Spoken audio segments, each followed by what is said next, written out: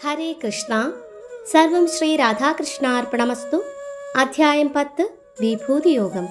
ശ്ലോകം 16.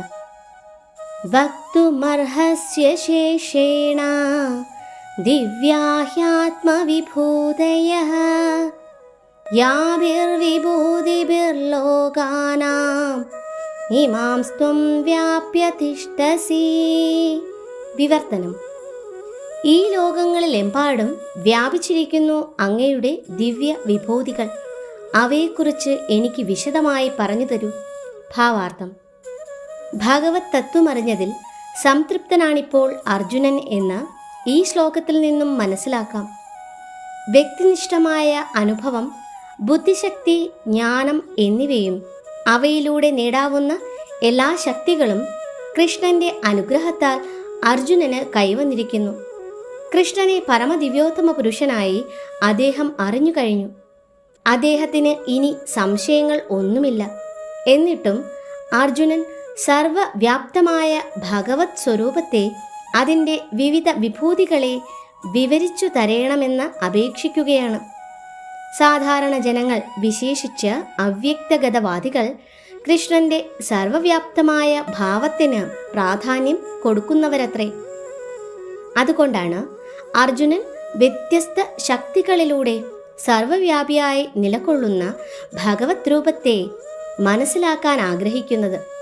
സാധാരണ ജനങ്ങൾക്കു വേണ്ടിയാണ്, തനിക്കായിട്ടല്ല അർജുനൻ ഇതറിയാൻ ഉദ്യമിക്കുന്നതെന്ന് ഓർക്കുക.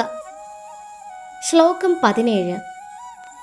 കഥം വിദ്യാമഹം യോഗിം ത്വാം സദാ പരിചിന്തയൻ കേഷു കേഷു ച പാവേഷു ചിന്യോസി ഭഗവൻ മയാ. വിവർത്തനം: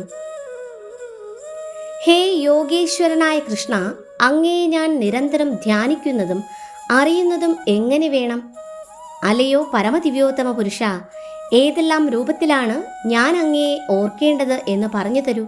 ഭാവാർത്ഥം: മുൻ അധ്യായത്തിൽ പറഞ്ഞിട്ടുള്ളതുപോലെ പരമദിവ്യോത്തമ പുരുഷൻ തൻ്റെ യോഗമായയാൽ മൂടപ്പെട്ടിരിക്കുന്നു.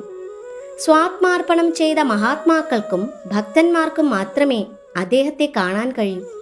തൻ്റെ സുഹൃത്ത് പരമപുരുഷനാണെന്ന് അർജുനൻ ഇപ്പോൾ ബോധമുദിച്ചു കഴിഞ്ഞു. ഇനി അദ്ദേഹത്തിന് അറിയേണ്ടത് സാധാരണ ജനങ്ങൾക്ക് സർവവ്യാപിയായ ഭഗവാന്റെ ഭാവമറിയാൻ എന്ത് പദ്ധതികൾ സ്വീകരിക്കണമെന്നാണ്. നിരീശ്വരരും ആസുര സ്വഭാവികളുമായവർക്ക് കൃഷ്ണനെക്കുറിച്ച് അറിവില്ല. അവരുടെ ദൃഷ്ടികൾക്ക് അദ്ദേഹം യോഗമായാവ്യതനത്രേ. അവരുടെ നേട്ടത്തിനു വേണ്ടിയാണ് അർജുനൻ ഇങ്ങനെ ചോദിക്കുന്നത്. ഉത്തമ ഭക്തൻ തനിക്ക് ലഭിച്ച അറിവ് കൊണ്ട് തൃപ്തിപ്പെടില്ല. എല്ലാവർക്കും ജ്ഞാനമുദിക്കണമെന്നതാണ് അയാളുടെ ലക്ഷ്യം. വിഷ്ണു ഭക്തർക്ക് അനുയോജ്യമായ കരുണ മൂലം അർജുനൻ ഭഗവാന്റെ സർവവ്യാപകതയെ സാധാരണ ജനങ്ങൾക്കും ചൂണ്ടിക്കാട്ടാൻ ആഗ്രഹിക്കുന്നു. യോഗമായ ശക്തിയിലാണ് ഭഗവാൻ മനുഷ്യദൃഷ്ടിക്ക് അപ്രത്യക്ഷനാവുകയും വെളിപ്പെടുത്തുകയും ചെയ്യുന്നത്. ആ യോഗമായ ശക്തിക്കും അതീശനാണ് കൃഷ്ണൻ എന്നത്രേ യോഗിൻ എന്ന സംബോധന കൊണ്ട് അർജുനൻ ഓർമ്മിപ്പിക്കുന്നത്. കൃഷ്ണനെ സ്നേഹിക്കാനാവാത്ത ഒരാൾക്ക് എപ്പോഴും അദ്ദേഹത്തെ ഓർത്തുകൊണ്ടിരിക്കാൻ സാധിക്കുകയില്ല. അതുകൊണ്ട് അയാൾക്ക് ഭൗതികമായി ചിന്തിച്ചേ മതിയാവൂ. അത്തരം മനുഷ്യരുടെ ചിന്താഗതിയെക്കുറിച്ചാണ് അർജുനൻ പറയുന്നത്. കേഷു കേഷു ച ഭാവേഷു എന്നത് ഭൗതിക വിഷയങ്ങളെ കുറിക്കുന്നു. ഭവ എന്നാൽ ഭൗതിക വിഷയങ്ങൾ എന്നർത്ഥം. ഭൗതികതാവാദികൾക്ക് കൃഷ്ണനെ ആധ്യാത്മിക ഭാവേന ഗ്രഹിക്കാനാവാത്തതുകൊണ്ട് അവർ ഭൗതികങ്ങളായ ഉപാധികളിലൂടെ കൃഷ്ണൻ സ്വയം ആവിഷ്കരിക്കുന്നത് എങ്ങനെയെന്നറിയാൻ ഏകാഗ്ര മനസ്സോടെ ശ്രമിക്കണം. ഹരേ കൃഷ്ണ. സർവം ശ്രീ രാധാകൃഷ്ണാർപ്പണമസ്തു.